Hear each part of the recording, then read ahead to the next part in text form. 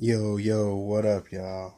So, it's my first time in a while that I've been alone, I think.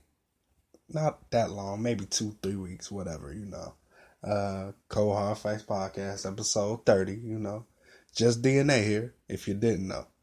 But, um, shoot. It's a lot been going on this past week. A lot.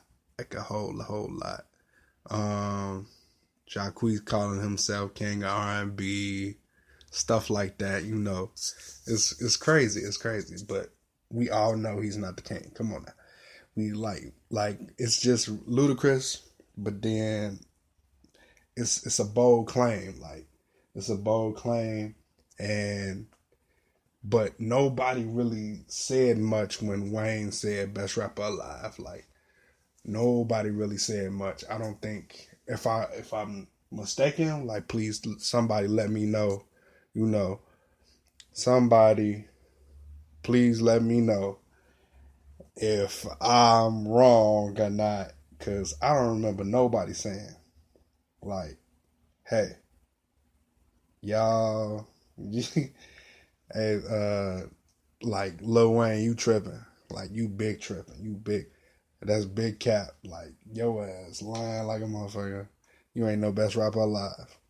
He did make a whole full song on his Carter 2 album in 2005 and everything. So yeah, like I said, if I'm tripping, let me know. Like, you know, people get it messed up cause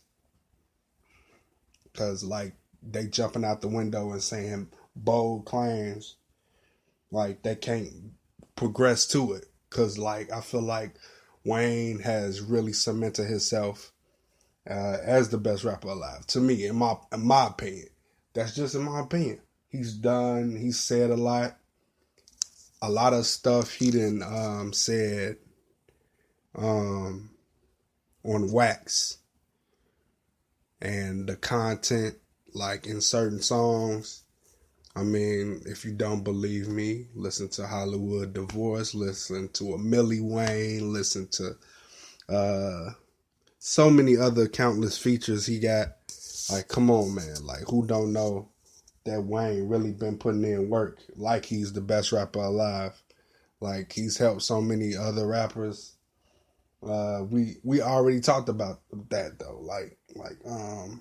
So I'm just like, it's crazy, but then again, it's not so crazy because it's like social media is the big platform now.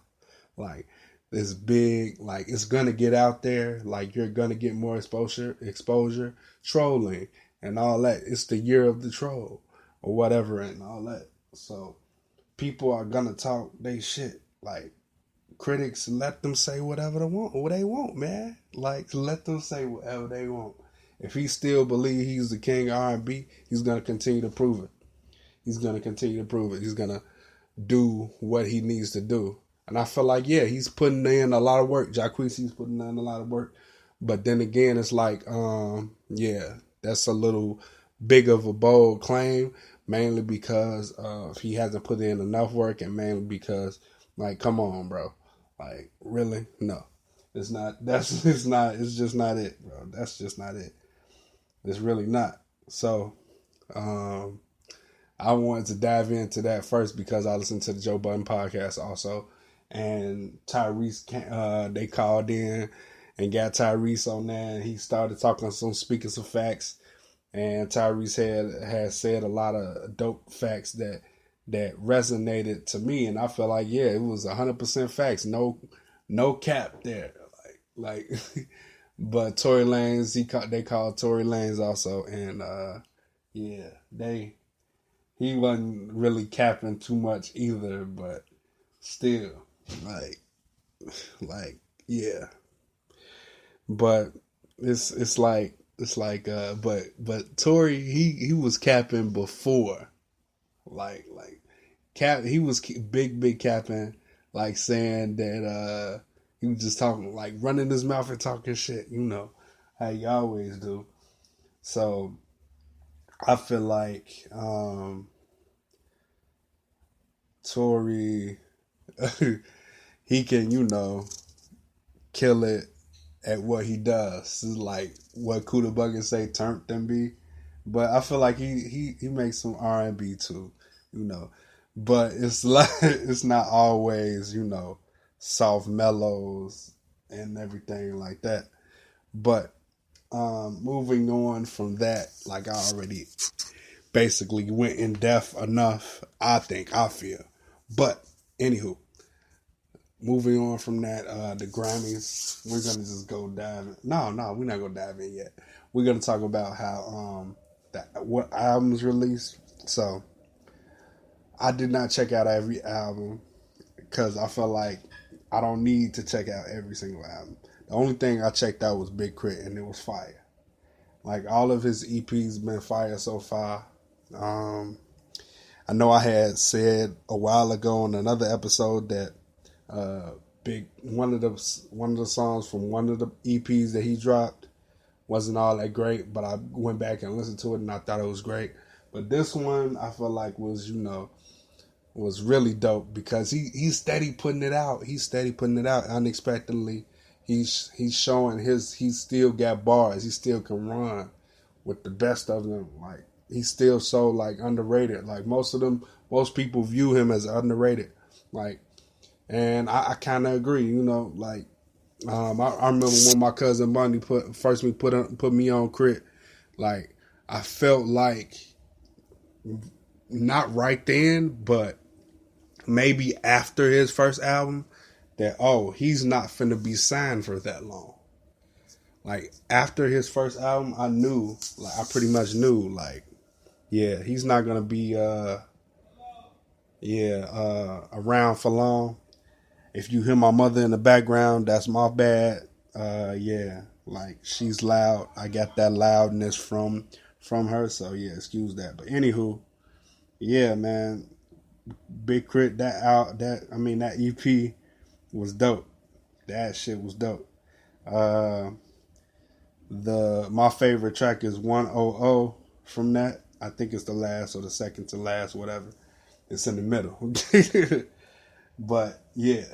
Another project that came out was the Spider-Man joint. The little soundtrack, I guess you could say. Soundtrack, yeah. See, I got spoiled. I can admit that I got spoiled. But see, I'm good. Like I probably will go back to it, but chances are I'm not gonna lie to you. I am not going back to that shit. Like for real. I am not going back to that shit. I don't want to waste my ears on. I know what I like. Like I know what I like. I would not force myself to listen to something that I know I'm like I'm 90% sure that I'm not gonna like it. Like Juice WRLD High was dope. That was really dope. And the Lil Wayne, Ty Dolla $ign, and XXX Tentacion, that was dope too. Those are the only two tracks I like, to be honest. I checked out the Eminem joint, because he's decent. he know how to put songs together. I didn't like it. Jada Smith, Way Up, I didn't like it. Post Malone, Sway Lee, Sunflower song, I did not like it. Like because mainly that song got put out earlier, and I can't force myself to like something that I know I'm not gonna like. Like I take a chance on people who I know is gonna give me great stuff normally, because they not always gonna disappoint. Like 90% of the time, Sway Lee not gonna disappoint. 90% of the time, Jaden not gonna disappoint to me. Amine not gonna always disappoint. Vince Staples not gonna always disappoint. That song Home was just wasn't for me. Elevate with Denzel Curry and YBN Cordae and so many other motherfuckers on there, I'm good. I will pass. I'm good. Like for real. Like it's not that. I can't do it. I just can't do it. Maybe I have gotten spoiled by the Mike Will Creed 2 soundtrack and the Black Panther soundtrack, but I know what I like. I know what I like. I will not give a chance to something that I know I won't like for real. Like I feel like the label put that together and said, "Here y'all go." Like I don't know who exactly put it together, but it could be what that was. And I didn't even listen to it, to be honest. I didn't listen to it straight through. I went to the songs. Now, normally I listen to a project from one of those artists that I named, and I'll listen straight through. Like, and if somebody, one of them songs, if one of them artists, like, one of them artists on there was dope enough to, hey, just hit up DNA underscore who is DNA on Twitter or on Instagram and let them know, man. Let me know, like for real, cause I'm not feeling that. Like I can't do it. I know I can't do it. I know I can't. Oh, man. But yeah, man, it's some dope stuff out here. I know it's some dope stuff out here. I know Kodak album was dope. I know it was, but I just didn't listen to it because I don't like Kodak. To be honest, that's just me, man. That's just me. I probably will give it a listen for the simple fact of somebody else is probably gonna put me on. I'll give it a listen if somebody else put me on. That's the only probably like the only way. But I want to see you thrive. This is how I get turned on to a new artist. I want to see you thrive on somebody else's song. So if somebody else got you on their song and it sounds dope, then that's how that's how you showcase to me. If you sound better than the person, or you sound just as good as the person that you're featured on, that you're the song that they, So I know I sound a little tongue tied, but we're gonna get through this. Anywho. But yeah, man, that's how I got on to Juice WRLD. He impressed me on Travis Scott's album. He impressed me on G Herbo's Swervo. He impressed me on both of those. So that's why I did what I did. That's why I like Juice WRLD now. Because at first I did not did not like Juice WRLD at all. To be honest. But yeah. I did not like Juice WRLD at all. But now let's move on to the Black Grammys. No awards. We're not giving away no awards here because we gonna have an end of the year wrap up next week, next Friday to be exact. It's gonna be me, Kuda Buggin, and hopefully a guest. I say hopefully because I don't always. Yes, we got it in place that we have a guest, but sometimes plans don't follow through on that day. I'm not trying to sneak diss nobody. To be honest, I'm just being 100. Sometimes plans don't always fall through on that day. It may have something may came up personally with that person, but that's their issue, not mine. That's their issue, not mine. We're going to keep the train rolling. It's going to be a great show, regardless of who shows up. And I hope this turns out to be a great show. You feel me? To y'all. But yeah, Black Grammys, no awards. Again, no awards. So, a lot of people, I mean a lot of people, including Twitter, Facebook and Twitter mainly, people were saying that J. Cole didn't get any nominations, but he did. He really did, but he didn't get nominations for his album. And I understand why. I understand completely why. He don't interact on social media as much as he when he first started. Well, I'm guessing like first album, second album, he engaged a little bit, a whole lot in the social media. He was well versed, and he just was very interactive. He's a lot more interactive this year than he was any other year. I can say that now that he's a lot more interactive. He's a lot more on social media and everything else. And he's active with, verses. Also, he's a lot more, hell of a lot more in verses. Like he got like at least 9 features if I'm not mistaken, that's out right now. It's a lot of features that's out right now. It's a lot of features this year alone. He's been the most active out of everybody. Like I feel like, and he's always had a great standout verse. When J. Cole gets on the track, it's him, like for real. So, and you definitely can't ignore it because of what he says in his verse. He pulls you in with his verses.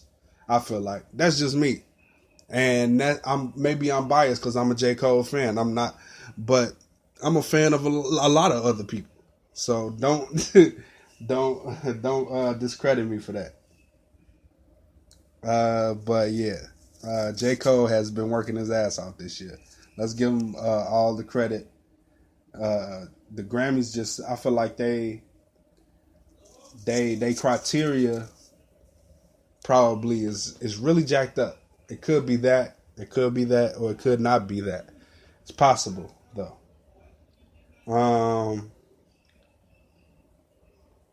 I also think that they think he don't fuck with them. He really don't. I think J. Cole been not fucking with the Grammys. 2 straight albums he put out in December, and their criteria. I'm guessing you have to turn it in by September. Somewhere in September. I think the last date is like September 21st or something like that. I don't know. I'm not 100% on that, but yeah, it's facts only.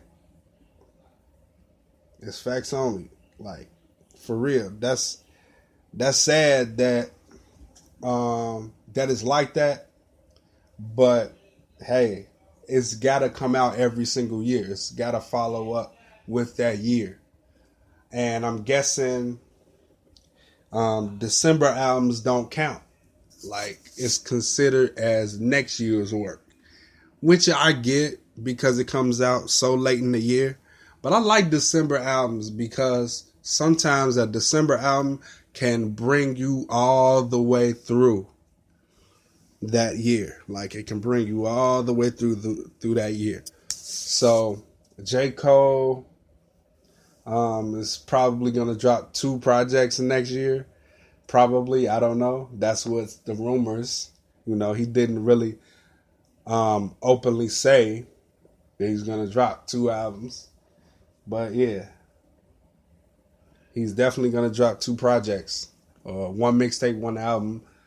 That's what we're all guessing. But like I was saying, somebody else broke out basically saying that J. Cole explained the reasons why, and why KOD didn't get a nomination for Rap Album of the Year and stuff like that, or nominations period. But it was Hip Hop DX. Long story short, it was Hip Hop DX. And the way they explained it was like hype. It was all hype. Like it was like, so basically they saying there was no hype built around KOD. he only promoted it for a week, and since he has diehard fans, uh, I understand that. I completely understand that. So him putting it out that like that was smart because he knows his fan base is gonna gravitate straight towards it. Every album he puts out though goes platinum. Every single album. So we should still be grateful for J. Cole that that he can still do great numbers, amazing numbers, still go platinum in this era, basically continuously, because a lot of artists cannot do that. A lot of fall off the face of the earth after they maybe second album, third album, fourth album, depending on legal issues, label issues, whatever the issue is. A lot of people think about that, but since it's of Cole's stature, a lot of people critique Cole so much that they I feel like they like him more than they think they do.